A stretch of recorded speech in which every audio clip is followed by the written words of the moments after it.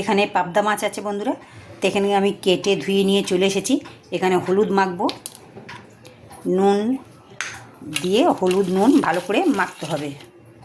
নুন হলুদ মাখানো হয়ে গেছে। এখানে একটা আলু কেটে নিয়ে এসেছি, এখানে একটা হাফ টমেটো আর ছোট্ট একটা পেঁয়াজ কেটে নিয়ে এসেছি। কড়াইয়ে তেল দিয়ে দিয়েছি, তো তেলটা ছড়িয়ে দিই কড়াইয়ের মধ্যে। বন্ধুরা মাছগুলো কিন্তু খুব ফোটে, তেল ছিটায়।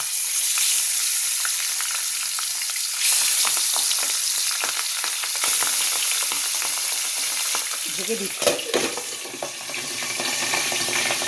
উল্টে দিচ্ছি বন্ধুরা, ঢাকা খুলে।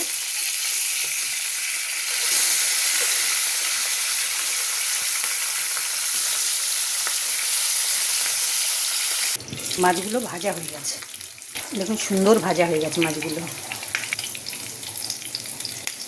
যে কড়াইয়ে তেল আছে, মাছ ভাজা তেল, ওই একটু কালো জিরে দিয়ে দেবো। ছোট্ট একটা পেঁয়াজ কেটেছিলাম, ওটাও দিয়ে দেবো। আলুও দিয়ে দেবো। পেঁয়াজ, আলু আর কালো জিরে একসাথে ভাজবো।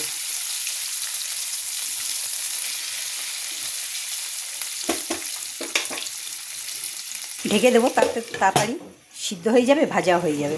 পেঁয়াজটা ভাজা ভাজা হয়ে গেছে, আমি একটা হাফ টমেটো দিয়ে দেবো।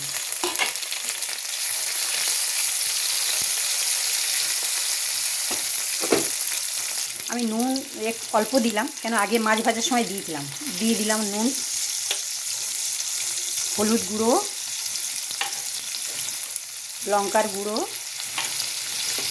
একটু ধনের গুঁড়ো আর একটু সবশেষে জিরের গুঁড়ো, বাস। আর এখানে ছোট ছোট 3টে কাঁচা লঙ্কা দিয়ে দিলাম, দিয়ে ব্যাস ভালো করে কষাবো একটু। এভাবে পাবদা মাছ হালকা মশলা দিয়ে পাতলা ঝোল করলে খুব ভালো লাগে বন্ধুরা, আপনারা করে খাবেন, ভালো লাগবে।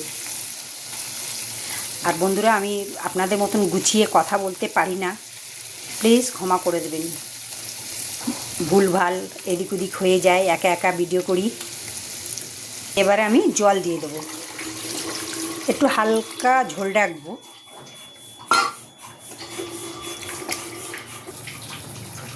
আলু সিদ্ধ হয়ে গেছে, তা মাছগুলো এবারে দিয়ে দেব এক এক করে।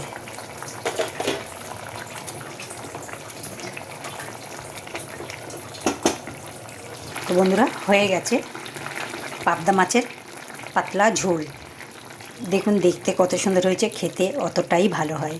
তো ভিডিওটা দেখবার জন্য ধন্যবাদ।